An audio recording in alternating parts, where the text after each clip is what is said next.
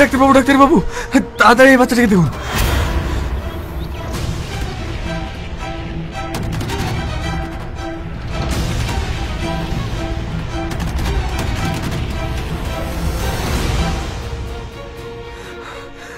ডাক্তারবাবু, এদেরকে বাঁচাতে হবে, আপনি তাড়াতাড়ি এদের চিকিৎসা শুরু করুন।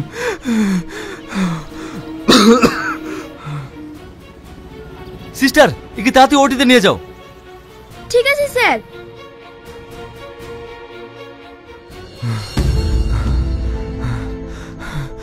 ডাক্তারবাবু, ওর এখন কেমন আছে? চিন্তার কোনো কারণ নেই, ওর এখন সুস্থ আছে। আপনাকে অনেক ধন্যবাদ ডাক্তারবাবু। ধন্যবাদ তো আপনাকে দেওয়া উচিত, ওদেরকে সঠিক টাইমে নিয়েছেন বলে তো ওরা এখন সুস্থ আছে। আচ্ছা, পেশেন্টের বাড়ির লোক কই? আমি পেশেন্টের বাড়িতে ফোন করেছিলাম, ওর এক্ষুনি আসছে। কি ব্যাপার, আপনি এভাবে ভাবছেন কেন? বুকে কোনো সমস্যা হয়েছে নাকি? আরে না না, ওদেরকে নিয়ে আসতে গিয়ে হাঁপিয়ে গেছি। আমি কয়েকদিন ধরে লক্ষ্য করছি আপনি প্রায় ভেবে হাঁপাচ্ছেন। আপনি আমার একটা কথা শুনুন, বুকের একটা এক্সরে করে নিন। না ডাক্তারবাবু, আপনি ফালতু চিন্তা করছেন, আমার শরীর একদম ফিট। দেখুন, সারা জীবন তো মানুষের উপকার করেই গেলেন, আপনার যদি কিছু হয়ে যায় তাহলে গরিব মানুষের পাশে কে দাঁড়াবে বলুন তো? আপনার কোনো কথা শুনবো না, আপনাকে বুকের এক্সরে করতেই হবে। আসুন তো।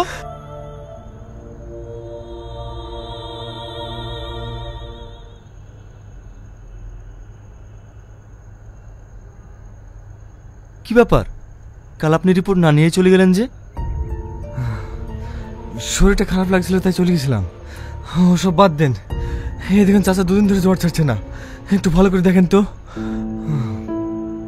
ঠিক আছে সিস্টার। হ্যাঁ বলুন স্যার। এনাকে ডক্টর সেনের কাছে নিয়ে যাও তো। Okay sir.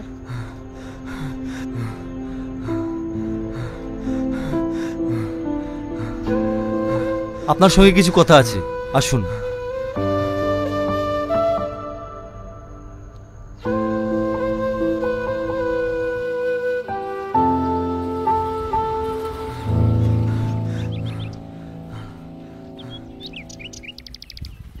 আপনাকে একটা কথা জিজ্ঞেস করব, আপনার বাড়িতে কে কে আছে? আমার বাড়িতে কেউ নেই, আমি একা। কেন, আপনার বাবা মা? নেই, বাবা জন্মের আগেই মারা গেছে। আর মা, আমি যখন ছোট ছিলাম আমার চোখের সামনে চিকিৎসার অভাবে মারা গেছে। তাই আমি সেদিনের পর থেকে প্রতিজ্ঞা করেছি আমি যতদিন বাঁচবো চিকিৎসার অভাবে কাউকে মরতে দেব না। আপনি যেটা করেন গরিবের অনেক উপকার হয়, কিন্তু বেশি দিন আপনি মানুষের পাশে দাঁড়াতে পারবেন না। মানে আমি কিছু বুঝতে পারলাম না ডাক্তারবাবু। আপনার ফুসফুসে ক্যান্সার হয়েছে। এটা কি বলছেন ডাক্তারবাবু?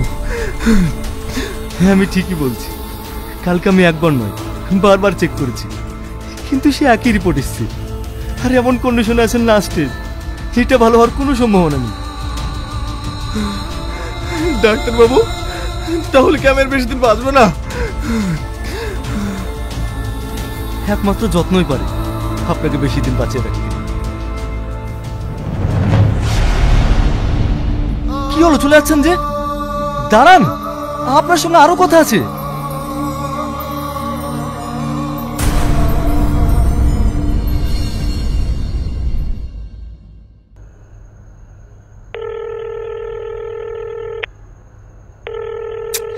এত করে ফোন করছি, ফোন তুলছে না কেন? কাকে ফোন করছেন স্যার? ইলিয়াসকে। যে লোকটা মানুষের উপকার করে তাকে? হ্যাঁ, রিপোর্টের কথা বলার পর থেকে ওর সঙ্গে কোনো যোগাযোগই করতে পারছি না। মানুষ মরণকে ভয় পায়, ওর মানসিক অবস্থা ভালো নেই, তাই হয়তো ফোনটা তুলছে না। বেচারা একেবারেই একা, পাশে যে কেউ একজন থাকবে সেটাও নেই। স্যার, ও একা আছে, ওর কিছু হয়ে যায়নি তো? না না, ওর কিচ্ছু হবে না, আমি দেখছি।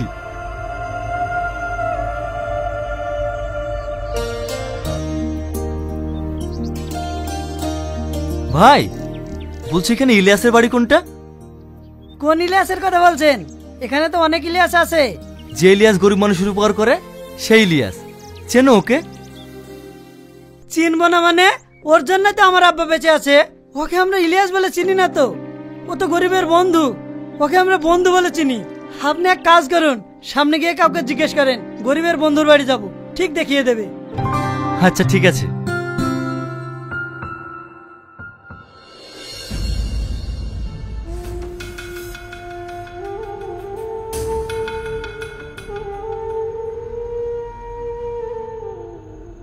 ইলিয়াস,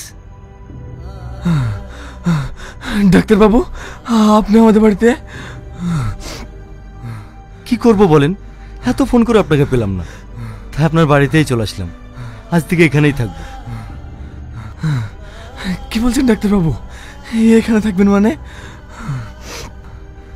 সারা জীবন তো মানুষের সেবা যত্নই করে গেলেন, নিজের বেলায় আর কাউকেই পেলেন না, তাই আপনার বাড়িতে থেকে আমি আপনার সেবা যত্ন করব। ডাক্তারবাবু, আমাকে সেবা যত্ন করতে হবে না। যারা অসহায় মানুষ তারা হসপিটালের আপনাকে পাবে না। যান, গিয়ে তাদের সেবা যত্ন করুন। আমি জানতাম আপনি এই কথাটাই বলবেন, তার জন্য আমার পরিবর্তে একটা ভালো ডাক্তার রেখে এসেছি, শুধু আপনার জন্য। আমার কিচ্ছু হবে না ডাক্তারবাবু। আপনার কিচ্ছু হবে না, আপনার কিচ্ছু হবে না, একটু শান্ত হন।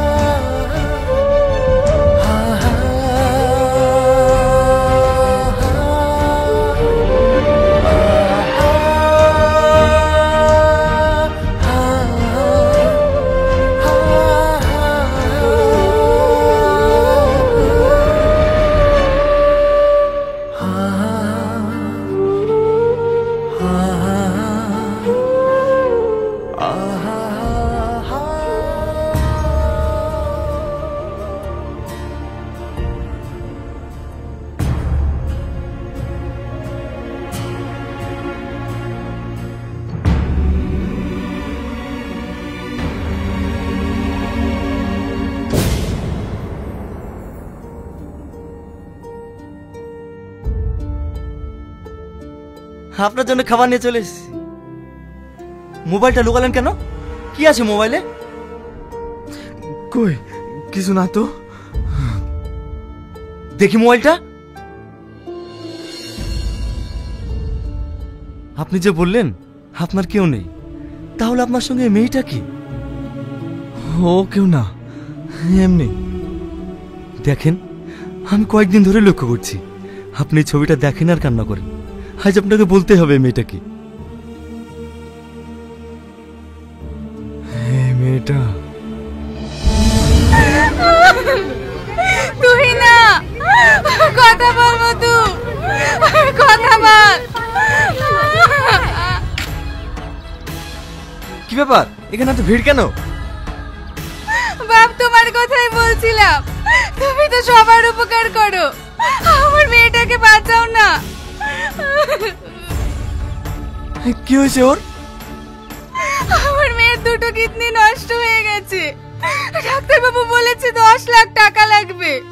আমি এখন এত টাকা কোথায় পাবো বলো বাপ? তুমি আমার মেয়েটাকে বাঁচাও। আপনি কান্না করবেন না, আমি দেখছি। এই, তাড়াতাড়ি একটা টুকটুকি ডেকে আন তো।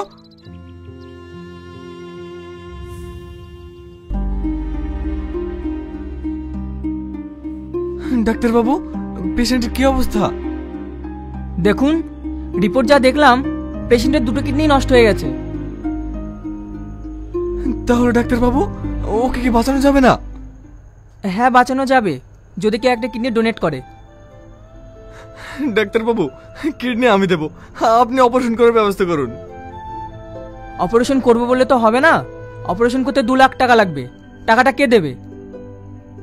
আমি দেবো ডাক্তারবাবু, ওকে সুস্থ করার জন্য দরকার হয় আমার বাড়ির জায়গাটা পর্যন্ত বিক্রি করে দেবো। আপনি তাড়াতাড়ি অপারেশন করার ব্যবস্থা করুন। ঠিক আছে।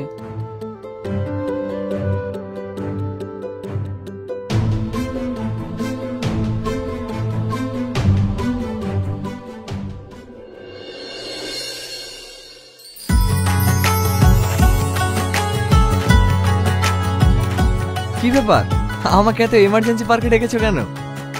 পার্কে ডেকেছি বলে তোমার অসুবিধা হচ্ছে নাকি? কি আশ্চর্য ব্যাপার, অসুবিধা হবে কেন? তোমার সঙ্গে 1 বছর ধরে সম্পর্ক, কোন জায়গায় ঘুরতে নিয়ে গেছো বলো তো? তুমি তো সবই জানো, আমি টাইম কখন পাই?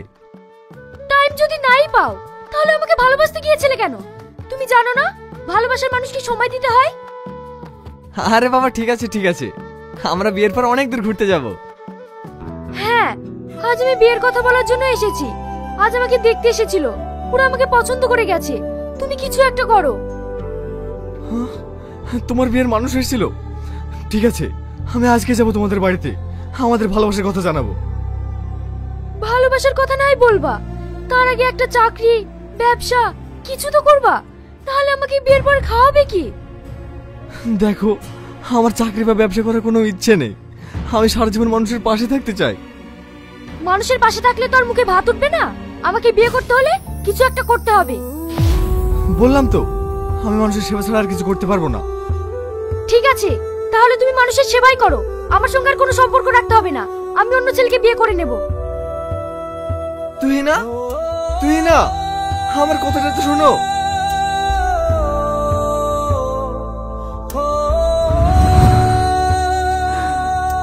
সেই যে মানুষটা চলে গেছে, আমি আজও তার দেখা পাইনি। তাই আমার ইচ্ছা বাকি জীবনটা আমি তার স্মৃতি নিয়ে কাটিয়ে দেব।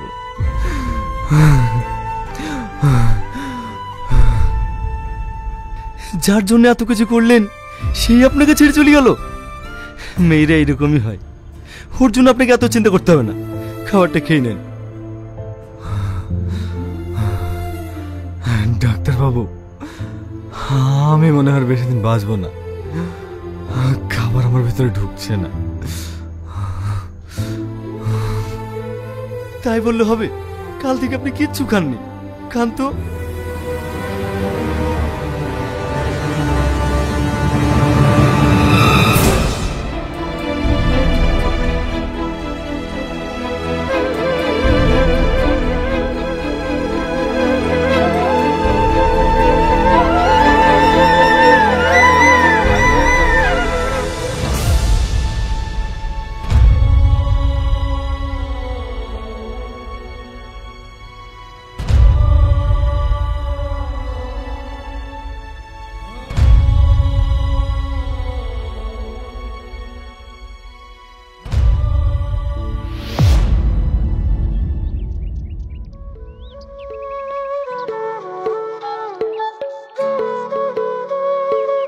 বলছি, এটা কি তুহিনাদের বাড়ি? হ্যাঁ, তুহিনা আমার বউ। আপনি কি কিছু বলছেন? ওনার সঙ্গে কিছু কথা আছে, একটু ডাকুন না। তুহিনা, একটু বাইরে এসো তো।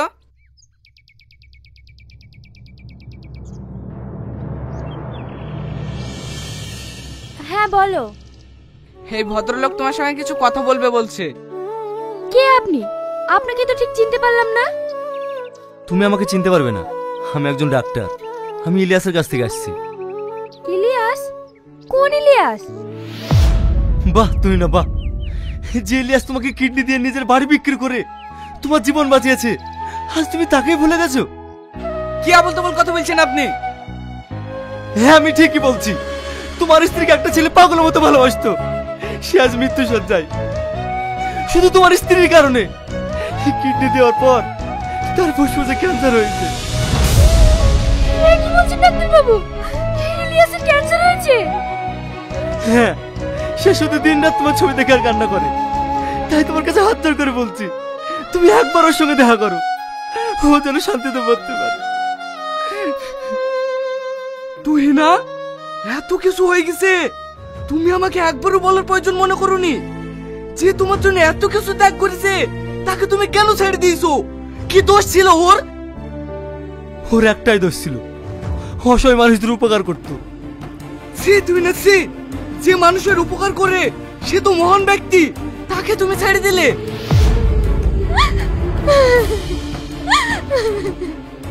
তুমি আর আমাকে এইভাবে অপমান করো না। তুমি তাড়াতাড়ি আমাকে ইলিয়াসের কাছে নিয়ে চলো। ডাক্তার বাবু, হাত দেরি করা ঠিক হবে না, তাড়াতাড়ি ওর কাছে চলেন। ঠিক আছে, আমার সঙ্গে এসো।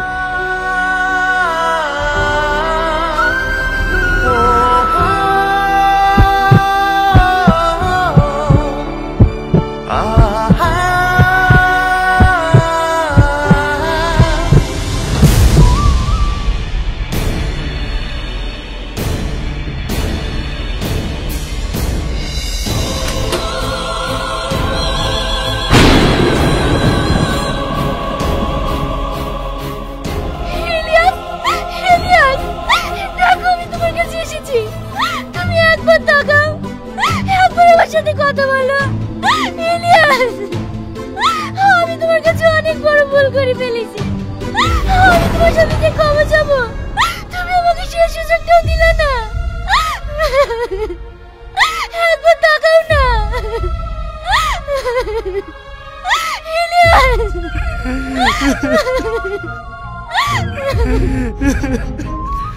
আপনি আমাকে ক্ষমা করে দিয়ে, আমি আপনার শেষ ইচ্ছাটা পূরণ করতে পারলাম না।